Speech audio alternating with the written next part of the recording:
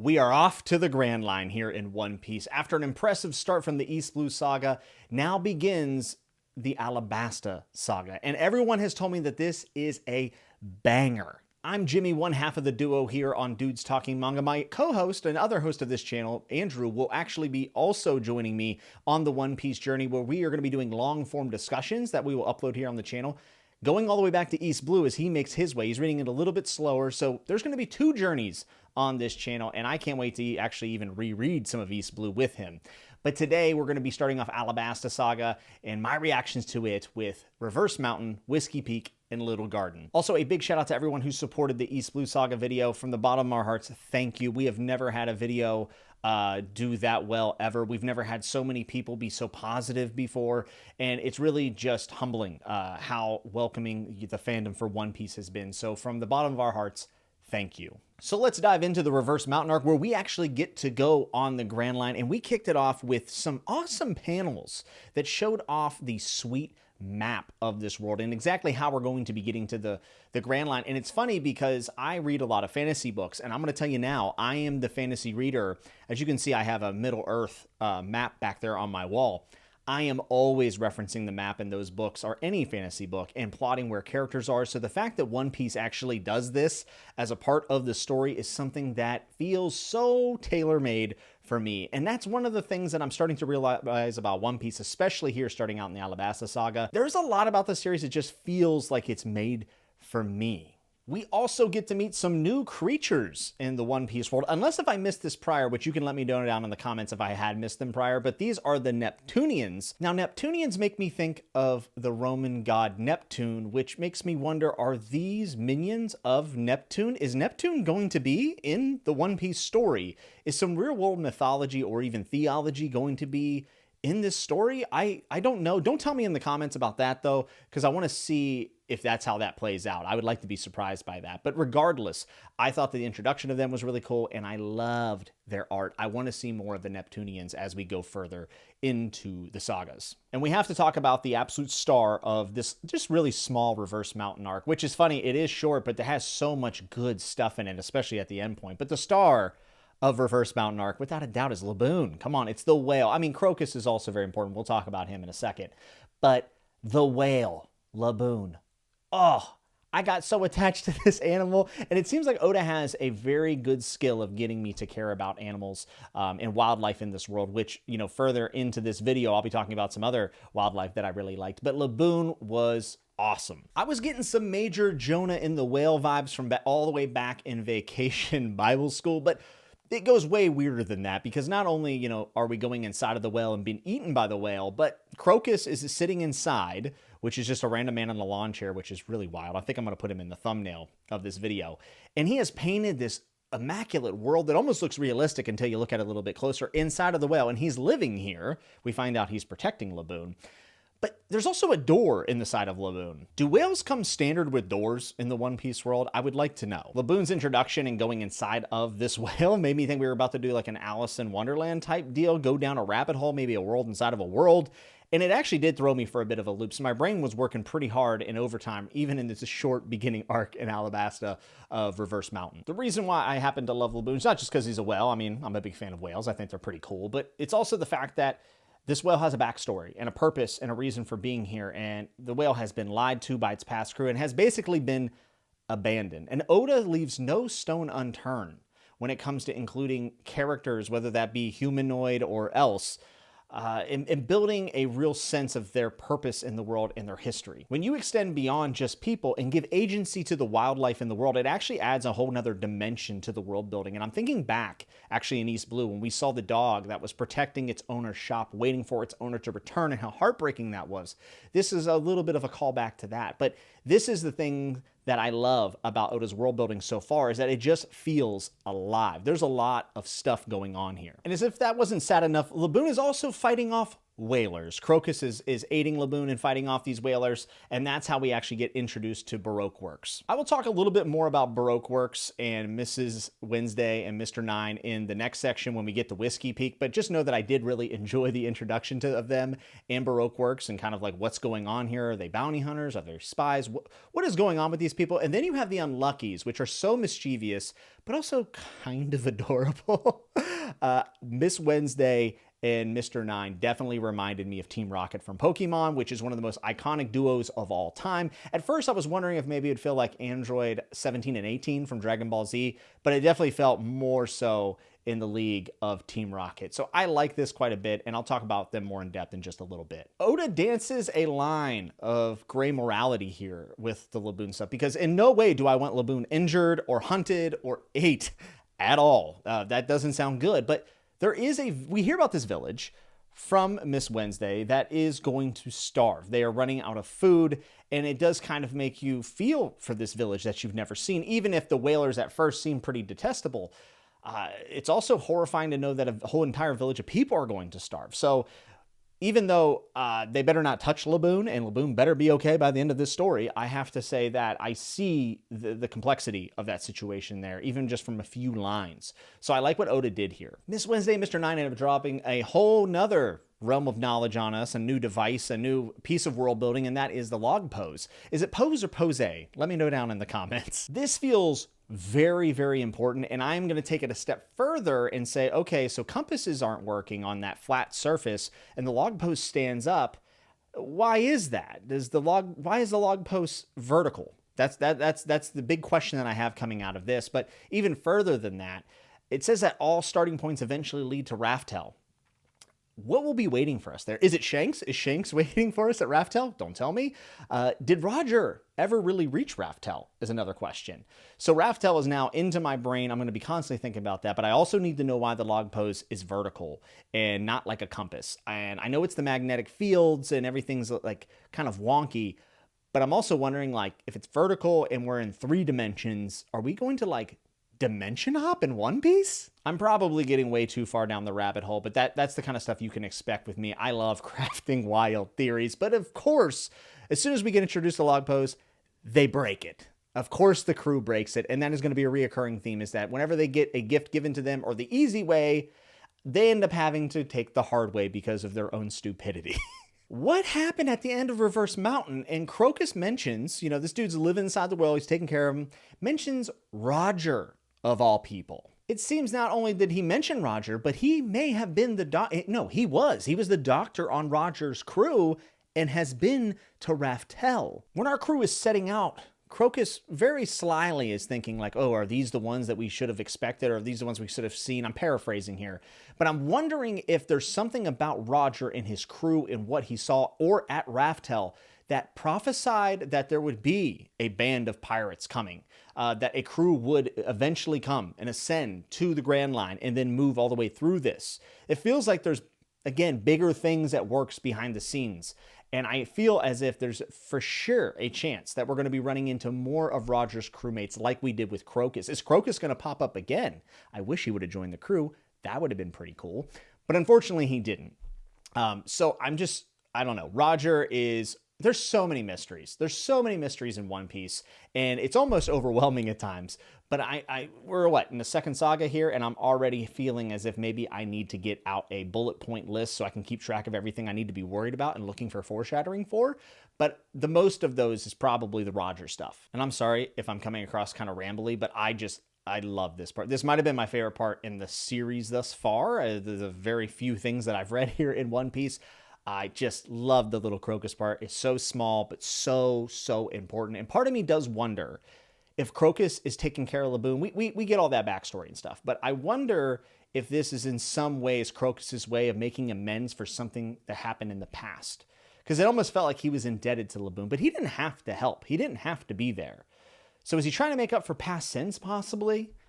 I need to know more about the entire story with Roger's crew. I really do. It would be a shame if right before we move on to Whisky Peak, I didn't just have this little note to say, Luffy giving Laboon something to look forward to in the future, which is, of course, in Luffy fashion, a big epic fight that they're going to have, was so slyly kind-hearted and empathetic. I really love that. Laboon now can get his mind off the fact that he was abandoned and has something else to exist for, to prepare for. And it's not his crew that abandoned him all those years ago, but it will be Luffy conquering the Grand Line, coming back and having a hell of a fight, I would imagine, because Laboon is not small. And this was slyly very, very caring of Luffy. And it's a touching way to wrap up the Reverse Mountain arc. I want to give Oda a massive round of applause for how he executed this introduction to the Grand Line and as we move into Whisky Peak, because there are very few things and places and stories that have been hyped up that actually live up to the reputation that they were given whenever an author tells us about a place. But this delivers. Oda does a masterful job of making the Grand Line feel dangerous and also different, almost otherworldly compared to everything that we got in East Blue. We have so much learning to do if the crew is going to survive this. Also, the scraping of the iceberg has to be a Titanic reference, which I'm here for. I'm a big Titanic fan, strangely enough.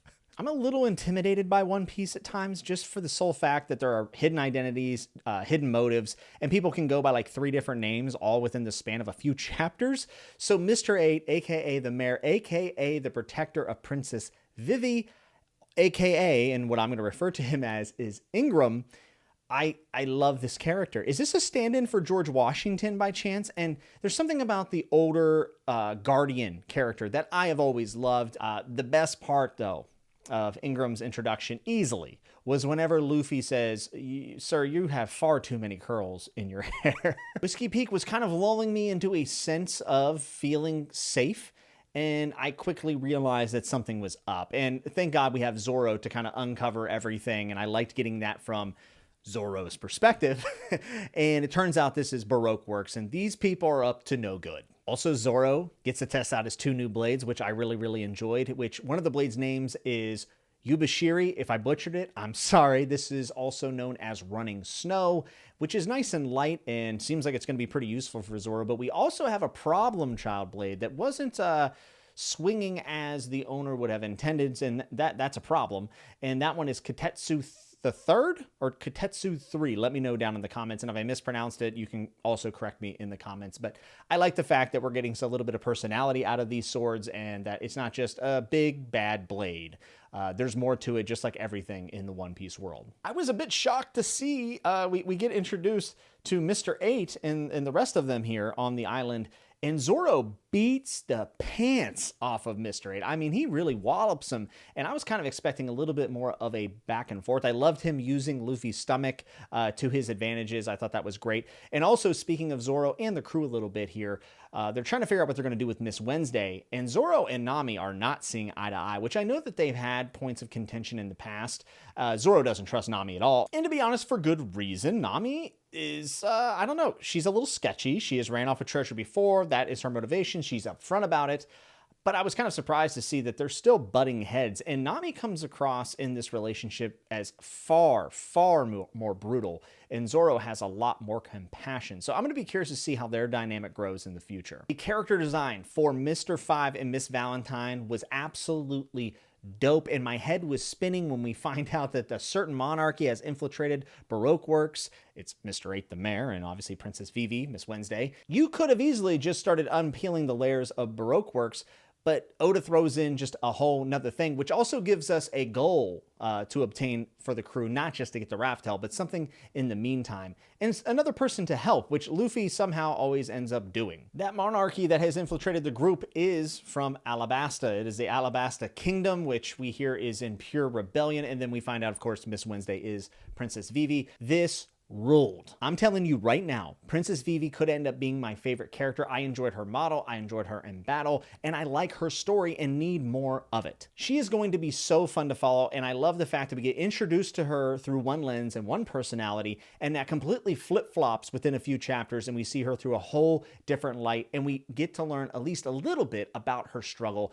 I am all in on Vivi from the beginning. A funny thing that Oda did also here at Whisky Peak was Luffy getting less and less bloated as the story went on, which was funny. But my man Luffy, you mess up more times in these 3 arcs than any time prior, and you have to stop falling asleep when crucial information is coming out. I did like that Luffy easily, and I mean easily, stomped Mr. 5, which makes me just happy in a way, not just because I like Luffy, but it shows that even though the Grand Line is tough and it's dangerous and it's mysterious, and this is something that the crew has to prepare for, our group is also special and weird and mysterious as well. And it's kind of like these two forces coming to clash.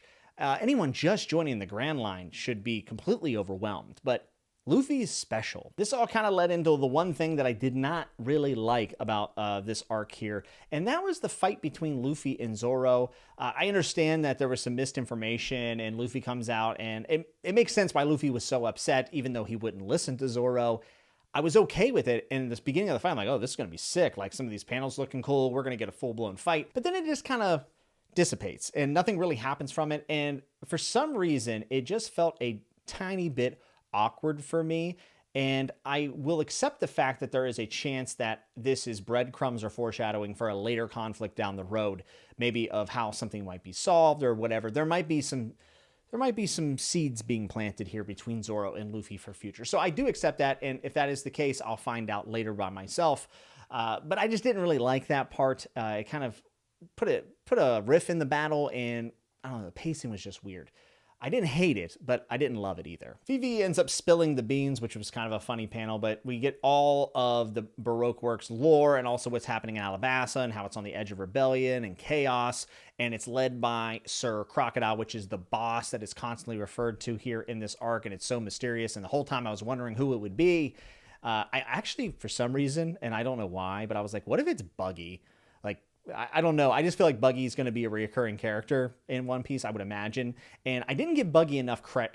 Why am I talking about Buggy in Alabama? He's not even in this. But anyways, I love Buggy, and I hope to see him again. And I was kind of wondering if maybe he had somehow off-page become the boss. That obviously is not the case, and that's stupid. It's Sir Crocodile. And I should mention that Sir Crocodile is one of the 7 warlords of the sea, which is another numbered thing that I have to keep track of. I know there's a certain number of swords. There's island... guys... I do feel slightly overwhelmed. It's a good thing, but I hope I don't miss stuff as I go through this. But that's why I'm taking my time. I did not expect, one, to like Igaram so much and the connection that he had with Vivi, but I was shocked and upset when he died in this arc. It legitimately bothered me. I was expecting him, he would run his disguise and decoy mission for a while, and then he would come back, or maybe he would die then. But rip to the big man with the big curls. Wow. That was sad. On a more positive note, we do get more of that wildlife that I talked with the Laboon earlier. We get Karoo. If anything happens to Karoo, I'm telling you now, I'm throwing away my box sets. But we also see Miss All Sunday, who is steeped in mystery. Who's this? How powerful is she? Which I'll touch on in just a second. But she's riding a sea turtle who's named Bunchy. That was just adorable, to be quite honest. These are named animals. These are named wildlife, and I feel like there's a lot more going on, or there will be a lot more for them in the future of the story. There's no way Oda is just putting these in passing to make me go, aw, there's more. But Miss All Sunday, this is maybe the most powerful person we've seen in action thus far. Does she really want to help the crew? I don't understand her. Her devil fruit power seems like kind of like psychic ability. This is the most overpowered thing I've seen so far in One Piece. I know I'm early on. I want to see how this plays out in a battle later, because I don't really see how anyone in our crew at this point in time could handle something like this. Now, Oda has very creative ways of making our crew catch up in power, which is one of the best things about the battle scenes, which there's a dope one in the next arc.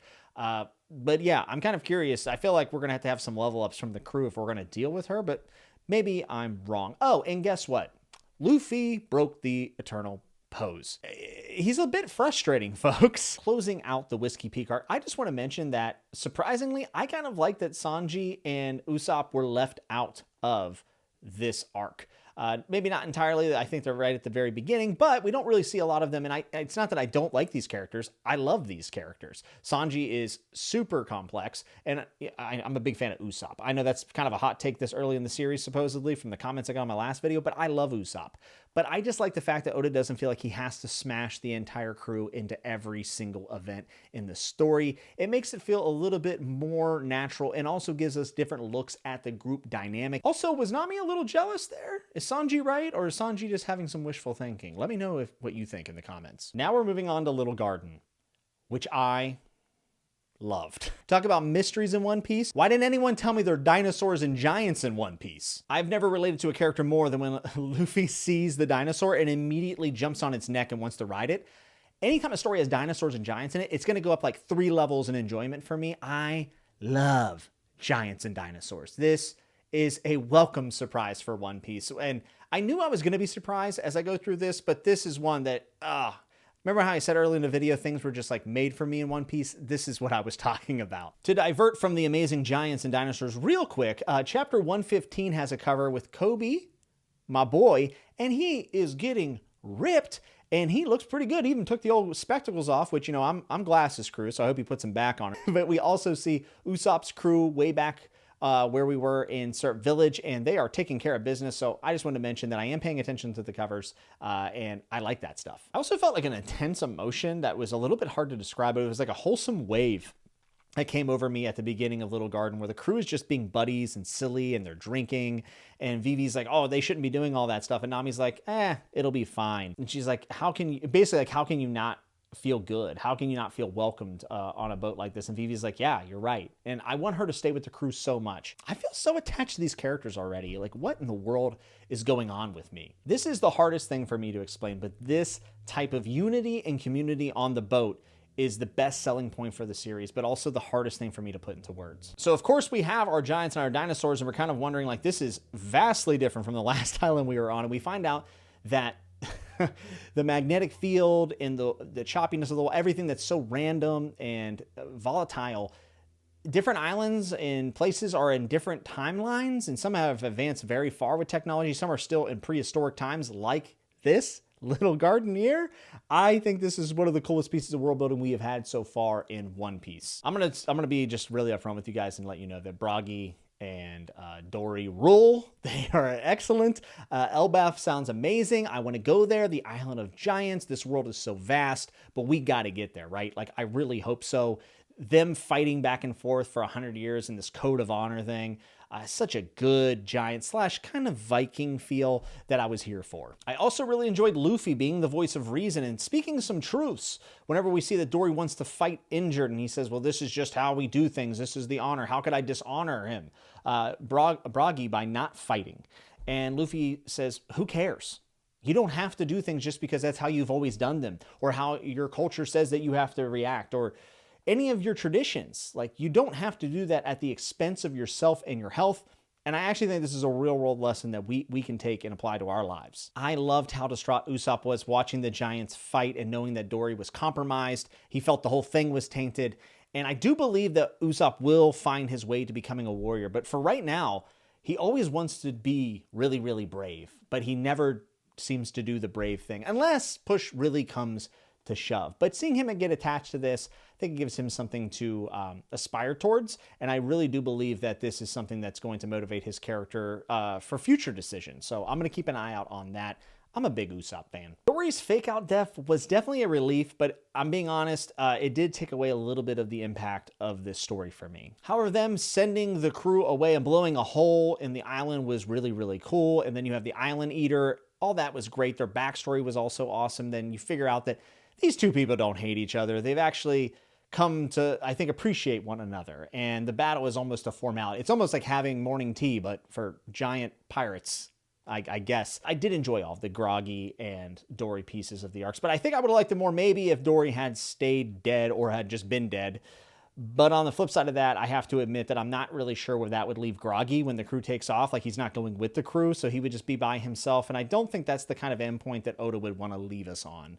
So I see both sides. I'm a little bit mixed on it, but on the whole, I really did like the Giants a ton. The fact that Baroque agents were on the island, end up with the exploding ale, injuring Dorry, all that stuff was a big positive for me, because now it feels like Baroque Works isn't just a enemy of the arc or enemy of the week. There's a lot more to this, which is going to be really fun for all of our crew to fight them. Also, I like the fact that there's like a numbering system, and as you go down, they get a little bit more powerful. I like little things like that, like systems.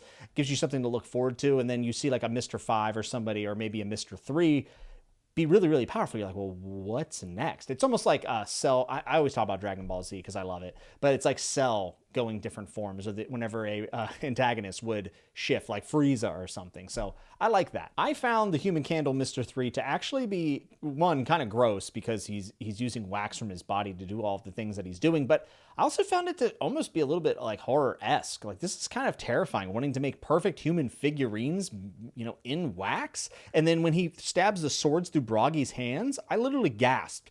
Like, Oda, we're getting a little dark here, dude. Mr. 3 is like an evolution of the information that we had about Baroque Works. And it's interesting because as we get more information about the enemy, they actually are becoming more terrifying, where a lot of times the unknown is what makes things scary. So Oda is doing the reverse of that, giving us more information about the enemy, and it's more frightening. That's not the only grim thing here. My adrenaline was pumping when Zoro, my boy, was going to cut off his legs. And they're like, well, how are you going to fight? And he's like, well, I'll fight to win, which was a dope line. I really love that. Let's go, Zoro. This series has such good characters for me. In any other story, Zoro would be the main character. But here, he is a side character to Luffy. I mean, he's definitely one of the main characters. But you could do a story just about Zoro, and it would probably sell millions. But he's just one sliver of all of One Piece. And to me, that is crazy. It's too good. Yeah, so Zoro saws through his leg, and there's an amazing moment where the Baroque folk go,